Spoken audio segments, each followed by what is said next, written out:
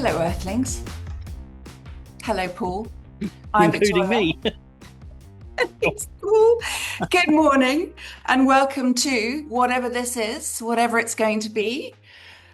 Glad to have you with us on our journey. We're a couple of individuals doing unusual things, which we feel we would like to share with everybody else. And we're very grateful to have you here and for your support on this ridiculously hot day. What is this, the Mm. third heat wave? I Oh, think they're merging into one, aren't they, really?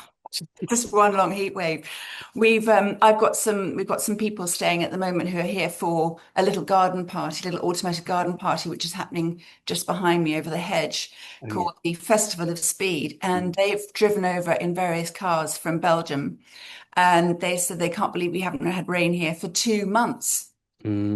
Unbelievable, isn't It it? is, isn't it? It really It's is. yeah, it's incredible. So I mean, we've got the heat wave going on. I think I ranted about the climate last time. I'm not going to rant about it this time, but I had some news items I wanted to discuss with you. Um, but they've changed at the last minute. So I was going to talk about Taylor Swift's wedding, but then realized I didn't really care. I was You talking about recovered from it yet? She didn't invite me, or at least the invite didn't arrive. It's probably bounced back in the email or something. Oh, But anyway, that's oh, that's I not thought about talking about the Duke of Sussex, who was or was not going to stay at Buckingham Palace. Then I realized I didn't really care about that either, and the World Cup, which I kind of do care about, but I'm not a football person. And anyway, more important things have occurred since. Have you heard about Count Binface? a who? What? Right, so Nigel Farage has done something stupid, I believe. Our erstwhile, whatever he is, right-wing, misogynistic, racist fellow, whatever.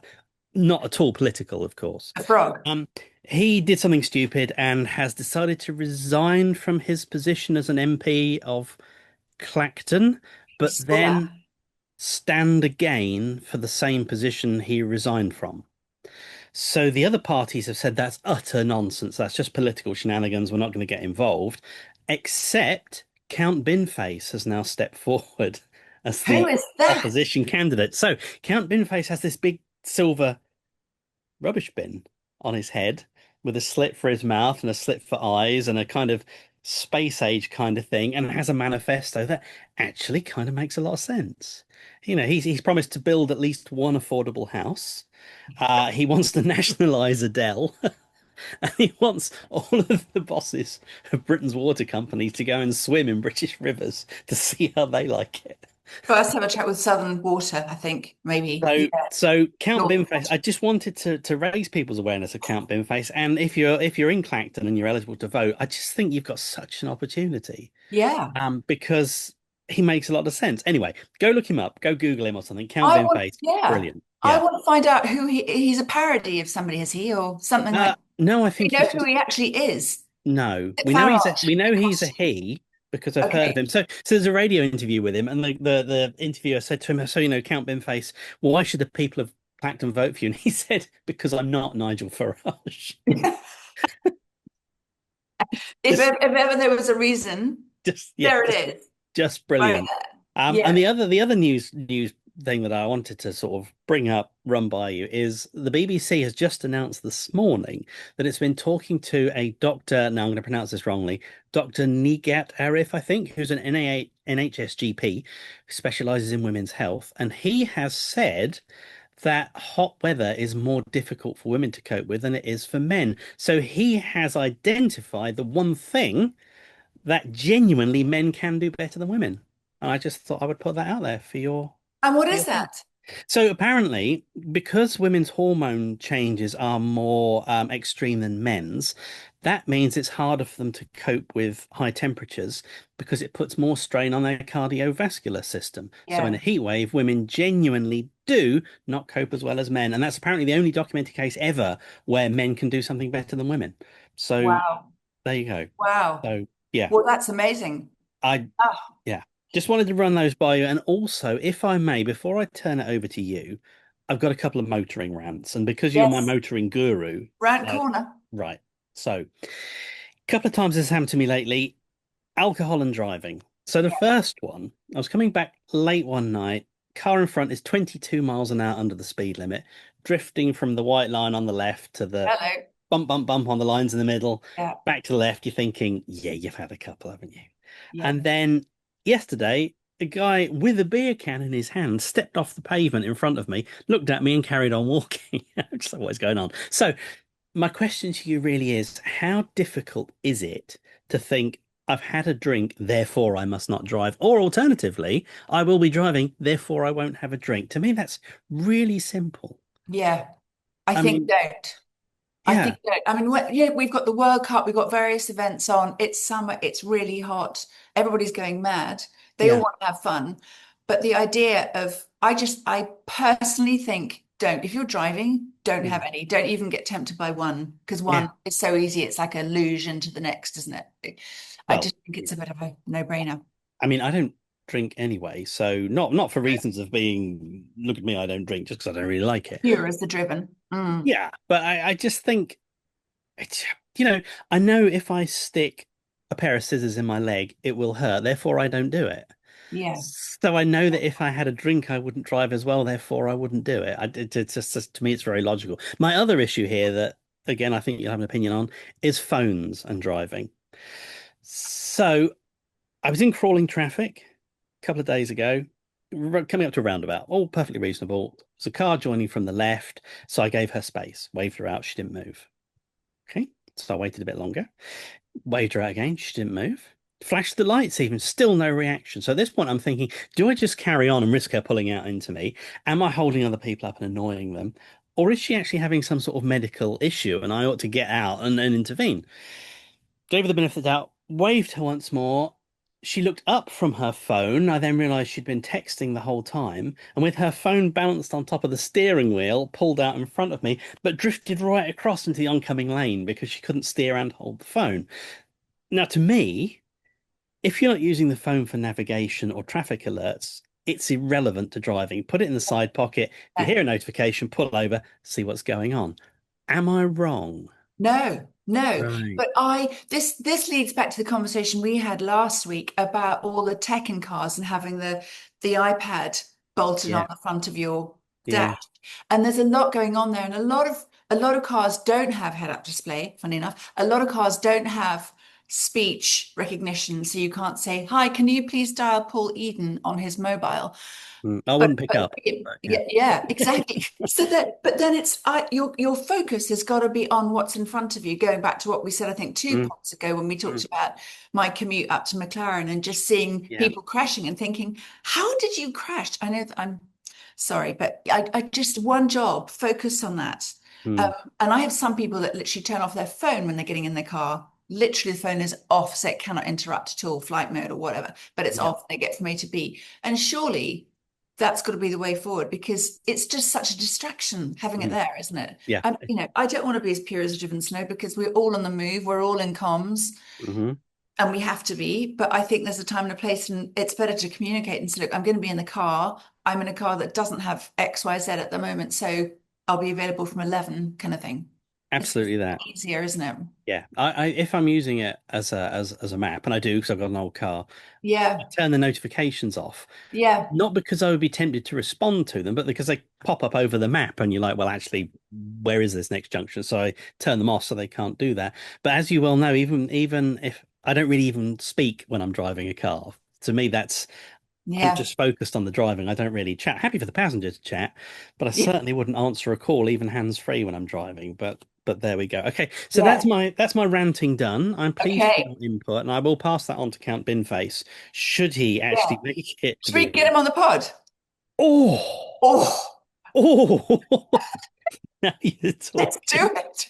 Surely he'll want to do that because Yeah, he'll need the extra publicity. He'll just want, exactly. right. Well, He we'll needs a see. decent platform, like whatever this is, Well, whatever this is, I mean, whatever this is perfect for Count isn't it? Binface, surely. What, surely, We're yeah. just, I mean, the following is going to be skyrocketing, isn't it? it is. It's going to be, well, it's doubling his range, I guess. So yes, okay. I'll drop him an email as soon as we're finished. Yeah, So brilliant. that's enough ranting from me. Yeah. So you, in amongst that lovely rant, we talked about alcohol and driving. Yes. Well, I'm wearing a t-shirt, which I don't know if you can see. It 1,000. says Uglia, is what I can Uglia. see, Okay. because Oh, your hair's sorry. all over it. There It's you my go. hair's all over it. Thousand Miglia, Miglia, Mille Miglia, There as, we as are. we called it earlier, Milli Vanilli. Milli Uh, Vanilli. Yeah. so the Right. Mille Miglia is the most, well, they claim it as the most beautiful road race in the world, and I think it probably is. There's a link to the alcohol, which only in Italy. So this is a 1,000-mile race that starts in Brescia in the Mm. north of Italy, and it goes to Rome in a Yeah. figure of eight, and then back to Brescia. And it is the most emotional car event I've ever been on in my life. And I'm lucky enough to have done it twice, both times with lovely Team Jaguar. So the Mm. first time I did it, I was invited to co-drive Nav, really, Mm. an XKSS.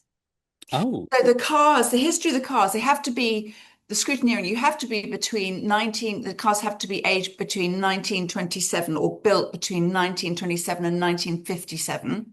right. Okay.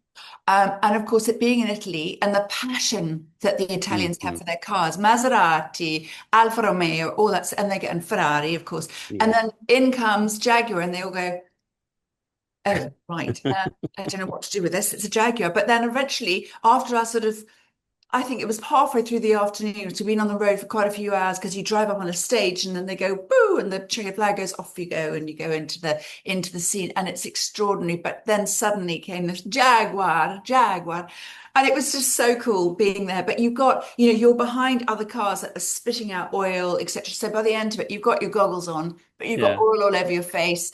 And it's like it's proper. You get brilliant sunshine, you get snow, you get wind, you get chapped, burnt, everything, the whole thing. And you're doing huge hours and you're finishing really late at night, starting really early in the morning. But along the way, you drive through the most Mm. the most stunning scenery ever, and that's the Tuscan Hills. And you have this beautiful mist that lies across the hills. It's just gorgeous. Mm. But at one stage, we were driving and we were in a queue of quite a few people going into a village where, of course, everybody was standing on the side, cheering and clapping and all that Yeah. stuff. And this little boy was standing there with four beakers. Oh. And at the end of his drive, he had a water pump and he used this water pump to put water obviously in the beaker. And then with his little hands, these tiny little hands, I'm feeling emotional now, these tiny little hands, Yeah. he came out and said, agua, agua, agua. And then he'd run off back again. And I can't tell you. So I was in tears at that stage, just the most adorable thing. And then the next day you're driving through Chianti, and of course, some of the vineyards are just too close. Well, it's Mm. rather tempting, isn't it? So of course they're sitting there with their grapes and with their bottles, and they've got some Chianti, and you're just in full emotional entrapment at this stage. And they come up to you with their beakers full of Chianti, and the lights are amazingly green when they were red as you approach them, but then it's and the Wow. carabinieri are like, go on, speed Yeah. up. And they encourage you to do this. And then, of course, you go through Rome and the Trevi Fountain, and it is the most extraordinary thing. So to do that twice was an absolute treat. Mm. It's worth doing. It is so worth doing. It stopped for a little while because it is actually a road race, and unfortunately, an accident happened and some members of the crowd were killed, so they had to stop it. But it was restarted again in 1977, Mm. and they've just had it in May this year. And yeah, amazing, absolutely amazing. Mm. So Would you? when you Sorry. say it's a race, Mm.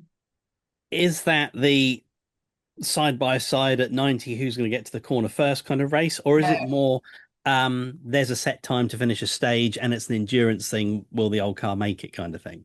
They have set times in areas during the race, but you can obviously there is overtaking, and it is actually encouraged by the carabinieri who are sitting there on their motorbikes going, what are you doing, you loser at 90? Would you speed up a bit? Going around that roundabout at 60? That's a joke. Come on. So yeah, they have timed points within the 4 days, and you do a timed run, but it's not necessarily the fastest, but you've got to just get in within that time, the closest to a hundredth of a second, etc. Oh, gotcha. Okay, so it's like a time trial, like aviation used to do when they Yeah, used to do cross-country trials and that sort exactly. of thing. Yeah. Right. Okay, so I've got more questions, but that's set me off on a tangent, as so often happens. Yeah. Back in the 80s, 90s, there used to be all kinds of NATO exercises. So I'm sitting here in East Anglia, there were bases all around, and there would be Elder Joust and Elder Warrior and all these other sorts of exercises. And a part of that often used to be for a unit to arrive from overseas at wherever that exercise was going to be based for that event. So there was a group, I think they were F-16s, were coming from a station, probably in Germany, to RAF Lakenheath for their event. And each unit had an arrival time, and it was the closest to its exact time of touching the wheels down, got the Yeah. first points of that exercise. And at the end, the unit with the most points got the badge and bought the beers or whatever. So this F-16 squadron, they landed absolutely bang on the dot of their arrival time. And they called air traffic and said, well, we've obviously won that. We're bang on time. And air traffic said, well, yes, but you're at Mildenhall. Lakenheath is 5 miles to the east. No. Yeah, Oh, yeah. So the whole squadron oh had my gotten to the wrong God. station by just a few Oh miles. no. Would never happen now with GPS and all that kind of thing, but Yeah. maps and Yeah. stopwatches, That's yeah, hysterical. they got the wrong base. Brilliant. Oh, heaven. Brilliant. Well, that is a very good segue into Goodwood.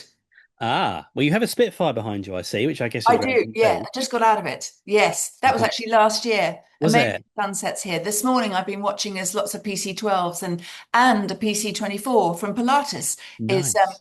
incoming any minute now. So that's going to make a nice bit of noise. Wow. Yes. And of course, that is the only jet that can land on grass. It is indeed certainly the only business jet that can land on Yeah. grass. Yeah, Yeah. and plowed fields and all sorts of other stuff as well. Everything except water, I think. Well, yeah, pretty much, pretty much. Mm. I spoke to the Pilatus test pilot who'd done the rough field performance trials for the PC-24, Yes. and they Yes. did a lot of that at Bentwaters Woodbridge, the Joint Base that used to have A10s, um, over in East Anglia somewhere, over towards Ipswich direction, and he taxied it, sunk to its axles in mud. I don't think you do that as a business jet, but you can do that, which is just phenomenal.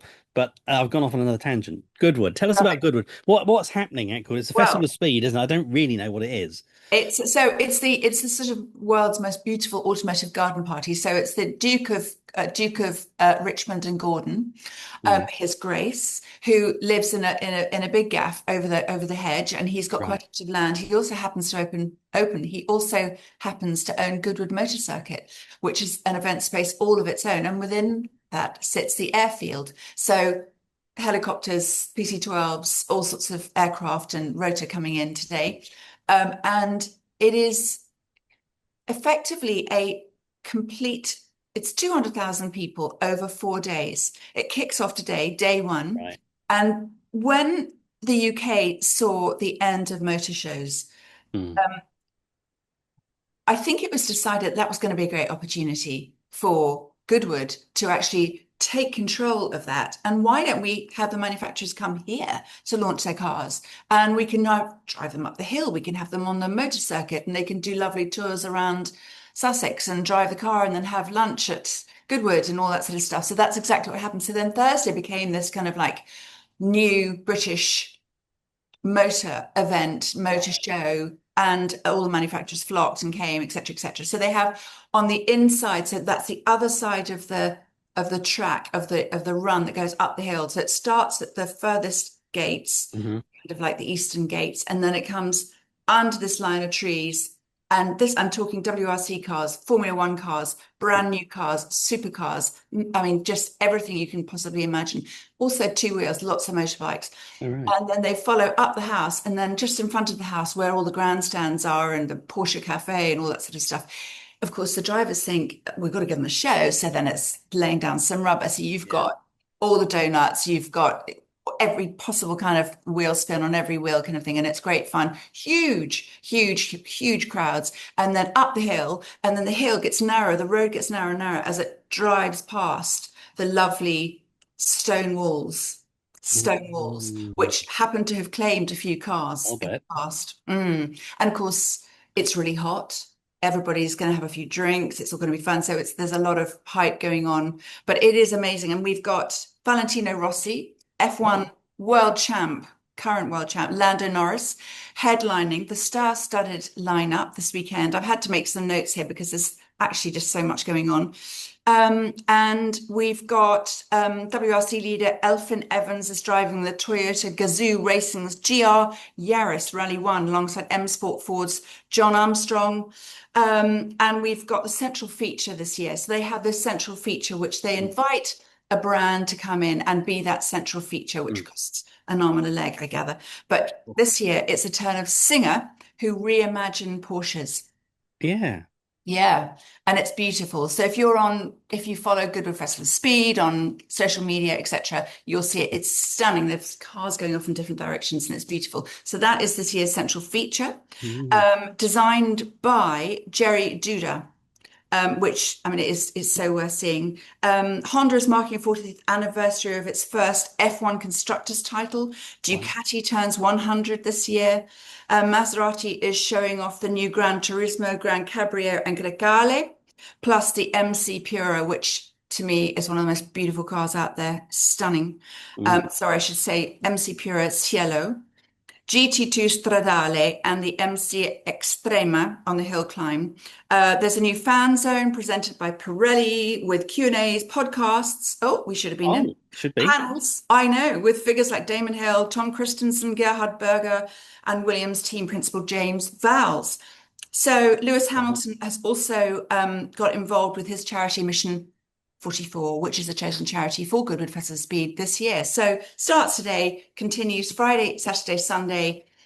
Bring the noise. Normally the red arrows come, but this year they are in the States and they can't come. But there's enough happening on track, as I've just described. So well worth going if you haven't been. Mm.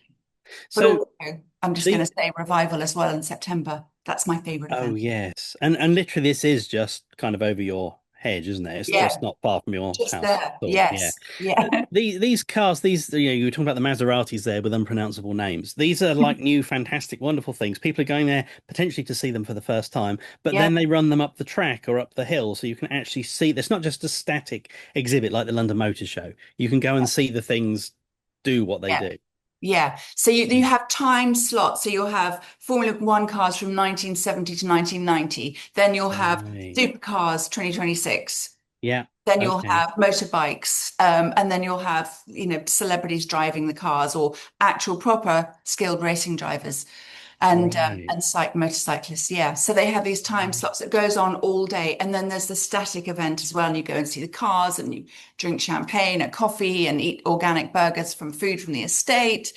It's everything. And then, of course, you've also got the tech part, the modern, the sort of, I think there's even a bit of eVTOL present there, but there's a lot Oh, of new tech coming yeah. out, obviously, with developments within hydrogen and electric cars and solar charging and all that sort of stuff. So there's a very big element there with Mm. the way forward and everybody being very conscious of trying to be net zero. Yeah. Yeah, yeah. What's really bizarre there is you were talking about new tech, about electric and all that kind of thing. I glanced at my own background and thought, oh, that's me in an electric aeroplane. And I went to reach to check for the seat belt because I couldn't feel the harness. It's amazing how Just, I found myself getting on my bike the other day and thinking I should be getting a seat. But when is that going to? That's another health and I had to do a radio thing for Radio 4 not so long ago, talking about health and safety, but talking about safety on the road and right. people on these ridiculous e-scooters that are Mm, really fast. mm, And somebody had crashed into somebody, causing them really bad mm. injuries.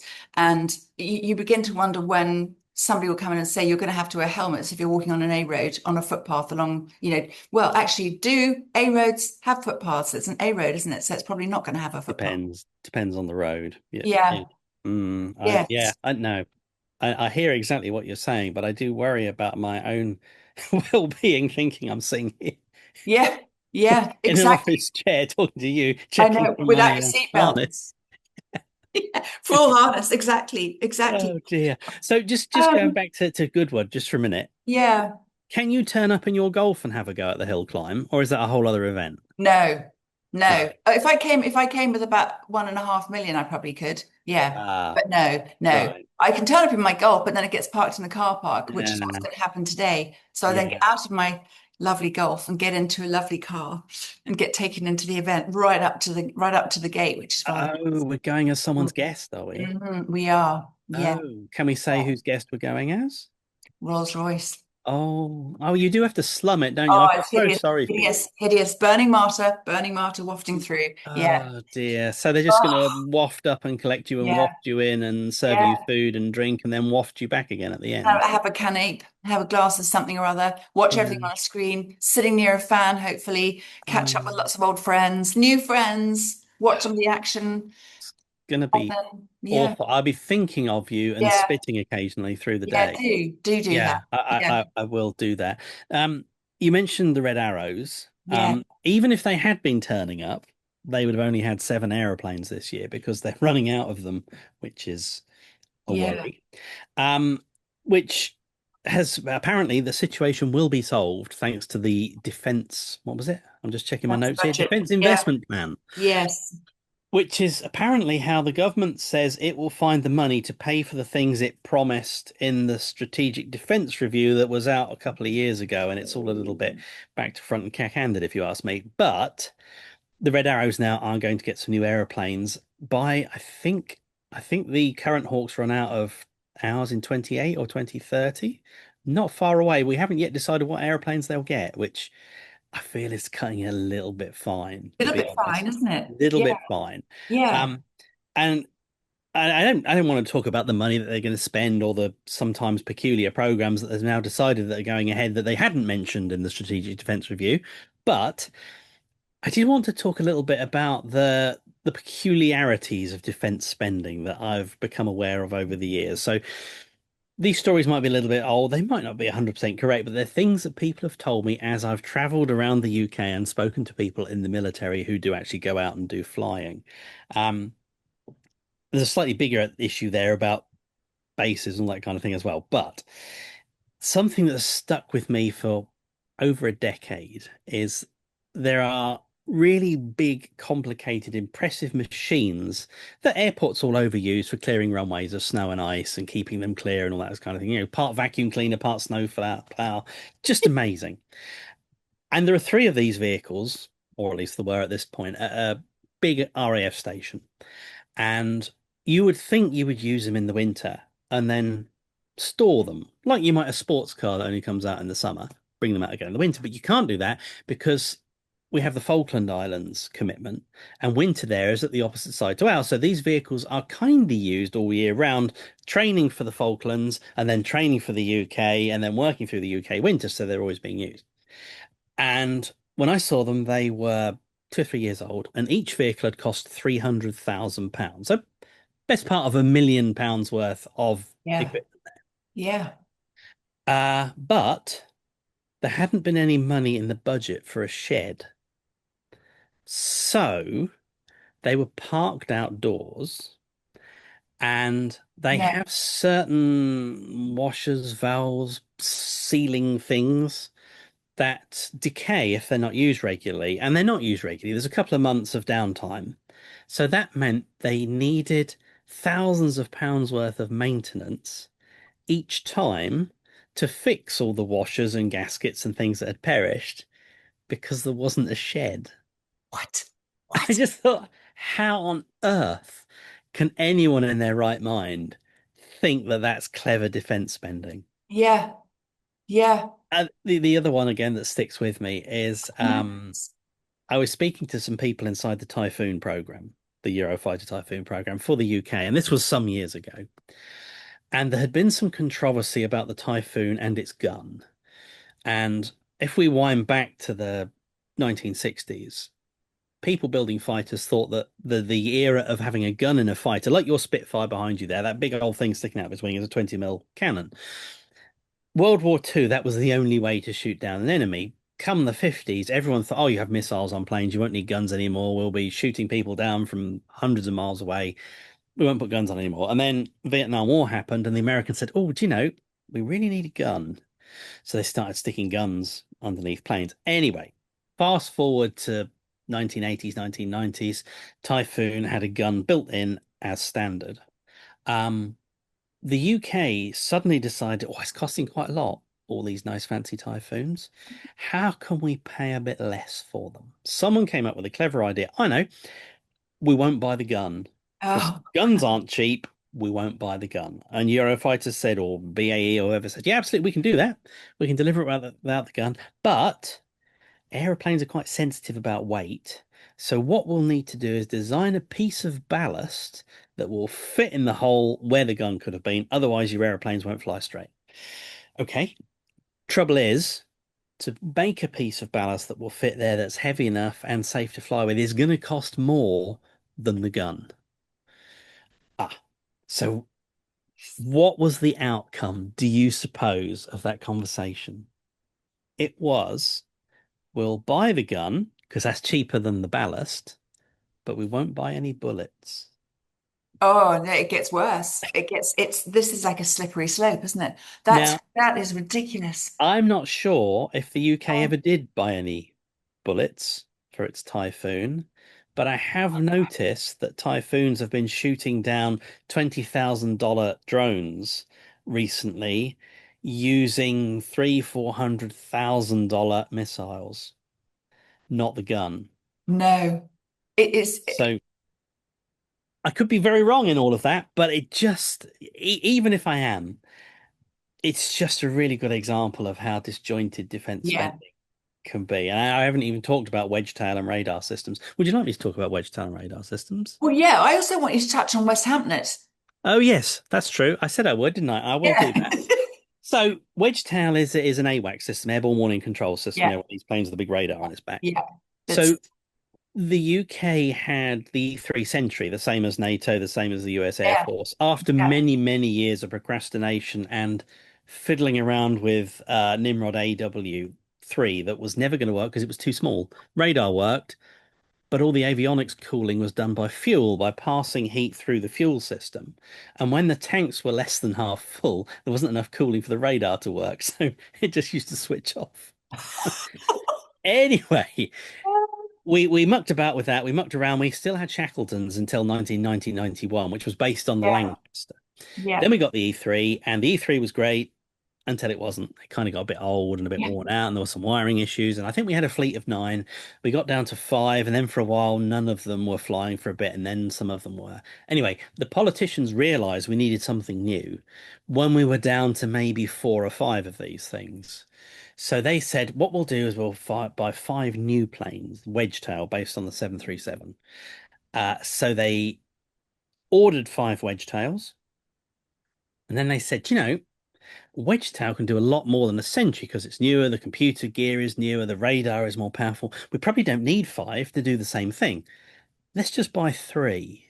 And of course, 3 of anything is pointless because, as my mum always used to say about pants or pairs of socks, you need 3. You need one on, one in the wash, one spare in case there's a mishap.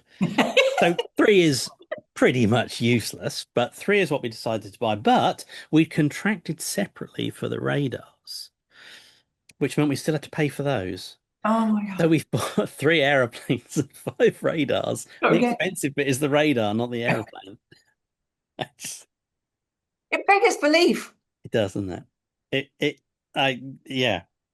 Yeah, I'll leave that with you Oh, holy moly. Holy consideration. moly. Um, so let's Have talk you, about, go on, go on. yeah, I was just going to say, have you been to the RAF Museum? Hendon. No, our local one here, West Hampton. Oh, no, I haven't. I haven't. And you're right. I did want to talk about West Hampton. No, I've not been to the museum. But I must. I know someone who lives quite close to there, so I might go down and see her, Okay. Yeah. go visit There the you museum go. because There's it's an Goodwood. invite. Yeah. Yeah. So Goodwood Airfield, I'm pretty sure I'm correct to this. Goodwood Airfield was RAF West Hampton Yep. during World War II, right up until like 1946 or something. Yep. As a satellite to RAF Tangmere. Yeah. Both of them really was Tangmere, especially a really important fighter base during World War II, through Mm. Battle of Britain, Mm. right through. Both of them Spitfire stations. I think there were Yeah. Spitfires at West Yeah. Hamlet. Yeah. And Tangmere was open, I think, into the 50s or 60s and had jets. Hunters, Yeah. I maybe, think they flying had away. hunters because they've got one at Yeah, the museum. Mm. there we go. Mm. So, that's within 10, 20 minutes drive of your house, there were two major RAF fighter Yeah. stations. All right, it was wartime, but then in the Cold War, we still had many, many stations. Where I am around here, there were what, one, two, three, four, five US Air Force stations within 40 minutes drive. There would have been an equal number of RAF stations. Now, if I point that way out of the window, over there is Marham. Yeah. Hour and a half in that direction is Coningsby, and then hour and 10 minutes over there is Lakenheath and Mildenhall. That's it. The RAF has, I think, at the moment, two frontline fast jet, three frontline fast jet stations. That's all. And we're talking about investing in the future of those fast jets and the future of those stations. But there are only three. And going back to your pants, you really want A few extras. some Mm. extras because three isn't much use to anybody. No, Um, I know. and the defence investment plan is talking about boosting the UK's air defences. We kind of don't have any at the moment, and this has been worrying me for a while. If we had any sort of concerted assault, and I don't mean a country sending over fleets of bombers, I mean missiles and drones. Mm. Simple, cheap things. We Yeah. got six boats that can do air defense. I'm sorry, ships, mustn't offend our Navy colleagues. Six ships that can do air defense. We have a QRA, a quick reaction alert fighter presence. It's two jets in Scotland and two in Lincolnshire. That's our QRA Four response. total. Four total, plus two in the Falkland Islands, which ain't a lot of use if someone's throwing missiles at the UK. No, no. So those are on sort of immediate launch. I can't That's remember. Yeah, I can't remember they launch in 5 or 10 minutes or something from the alert, and then there's another pair in backup that are ready to launch 20 minutes after that. But we don't have that many typhoons really. A bunch of them are over in Cyprus. yeah, Um, there are four down on the Falkland Islands. We don't have that many of them. We retired a bunch of them. They're all at either Lossiemouth or Coningsby. What yeah, if one of those stations yeah. goes out of service unexpectedly? Mm. What Quite. if it's under drone attack and we're defending against those drones, but we can't launch any jets? I know. And we have no missile defenses apart from these five or six ships. Frightening. Hmm. It Frightening. it is pretty terrifying, and this new DIP defense investment plan says it's going to fix all that by 2030, which in defense terms actually means 2035, by which time we've got a new government, maybe run by Count Binface. Who Yeah, knows? yeah. Well, Um, exactly. I'm just a little bit concerned, to be honest. We're so broke though. As a nation, No. we are completely broke, aren't we? We're very good at going and rescuing other people. Mm, But we are so broke, and surely our great nation had such a supreme defense force, and it's completely gone. What was the name of the MP? I can't remember his name, who resigned a long time ago. Really nice, was a soldier.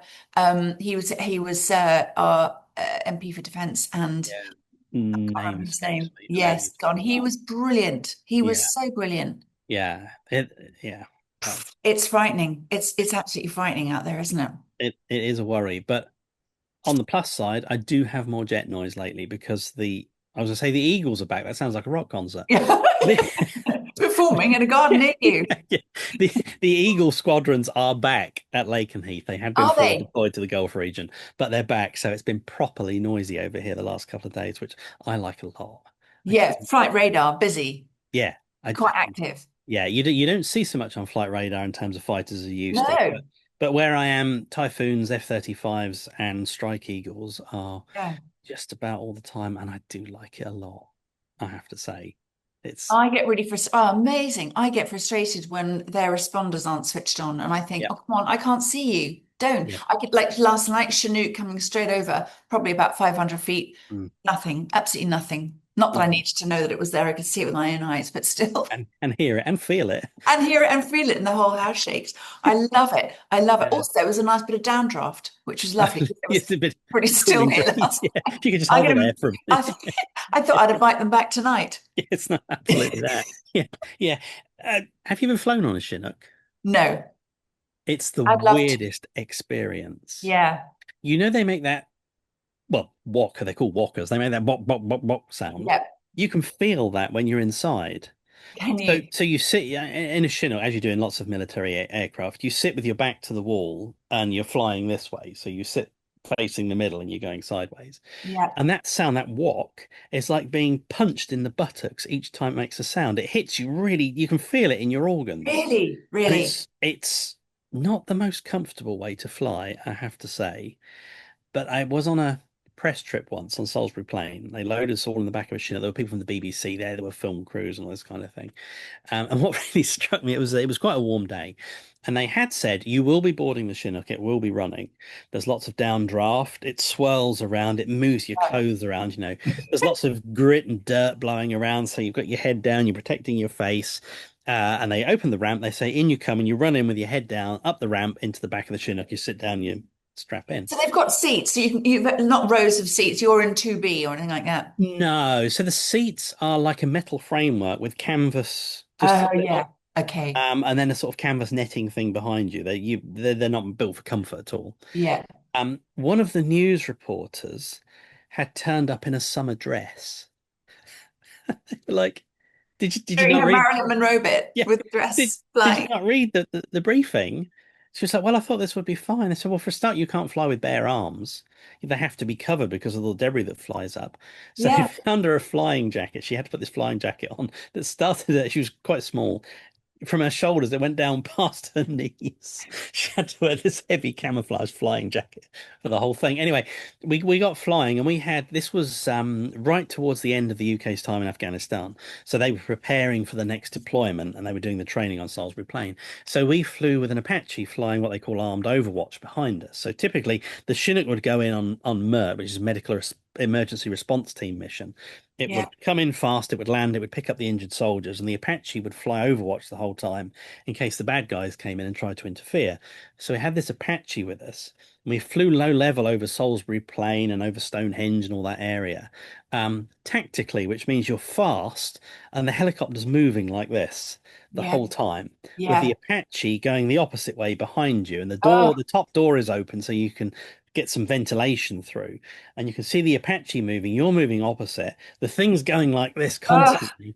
And this woman's camera guy started to feel ill yeah. very soon. And to be honest, it wasn't very pleasant. I was quite pleased when it Yeah. ended. Yeah. It's one of those things where it ends and you think, thank God, can I do it again? Um, and Yeah. he went the Yeah. greenest I have ever seen a human look. And he was going, need a bag, need a bag, need a bag. Yeah. But he managed to keep it together until they opened the ramp and he just sprinted onto the floor. Just, just brilliant. Oh my God. But I want to go up on a fighter jet. I would love to go up on a fast jet. Love to, but I know yeah, yeah, I'm pretty good. My stomach's pretty strong. yeah, Lots of G. It can take a bit of G, but when you go in the centrifugal, oh, you yeah, just, yeah. It I think I might live to regret it. sometimes I think it's the thought of it is worse than the Yeah. reality. Yeah. But Yeah. I don't know. I think you have to try it and see, and some people can do it, and some people Yeah. just can't. But anyway, we've talked a lot about all kinds of things, I all kinds of know. tangents. What have you anything else for us, or should we go and I get? think we should go Yeah, because we've got lots to plan for next week, including I really would love to talk about my phantom rolls across Namibia. yes, please. What have you got on the stocks for the next few days? So I'm thinking a lot about the Farnborough Air Show already because that's only a Yeah, of couple of weeks course. away. Yeah, we've got that Um, coming up. yeah, Yeah. got that coming up. So I'm 3 days at Farnborough, busy time, got a bit of filming going on. And it's Yeah. also been suggested to me by our lovely producer, Salem, that I ought to explain what this is, which I play with constantly while we're chatting. So maybe I'll do that next time as Yeah. well. Just give you It's your little my little yeah, fidget toy. your little But fidget spinner, but it doesn't spin. It's just lost the spin now because it's quite old. yes, it is like me. It's old and it's lost its elasticity.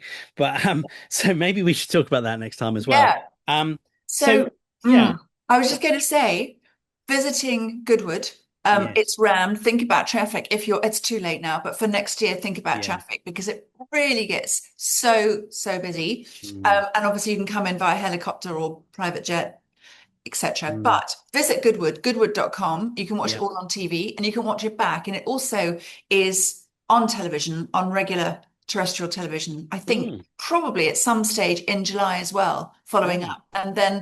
Um, and then another pod, I'm going to talk about revival and what that's all about Yeah, because that'd be good. it's so beautiful. There's something about that event that is so unique in that the minute you dress up and the men are all in their tweeds and occasionally plus Mm, fours and things like that, and the women are all in their beautiful dresses and they've got their lovely curls in their hair and it's beautiful, that everybody's demeanor changes. yeah, Everybody right. kind of slows down and they're much nicer to each other, much more courteous to each Mm, other. And mm, it's just beautiful. And it kind of everything is a bit more slowed down. And then you have vroom, vroom, vroom, and all these cars doing all that sort of stuff. Anyway, we've got to go. we have And Eva International has their own YouTube channel worth even visiting. media, even. Eva Media Mm, has their own YouTube channel. indeed. So that's where you Indeed. can find this pod, You can. which is number three Three now, of isn't it? So whatever it next week is. is number Yeah. four, Yeah. if I've still got my numbers Yeah. She in the can right order. count as well. Amazing. Yeah, it's non-stop here.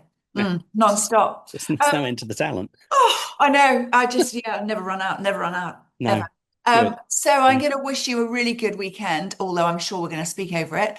And probably. dear watchers and listeners, a great weekend as well. And look forward to seeing you next week for the next installment of whatever this is. Absolutely. Thank you so much. Take care, everybody.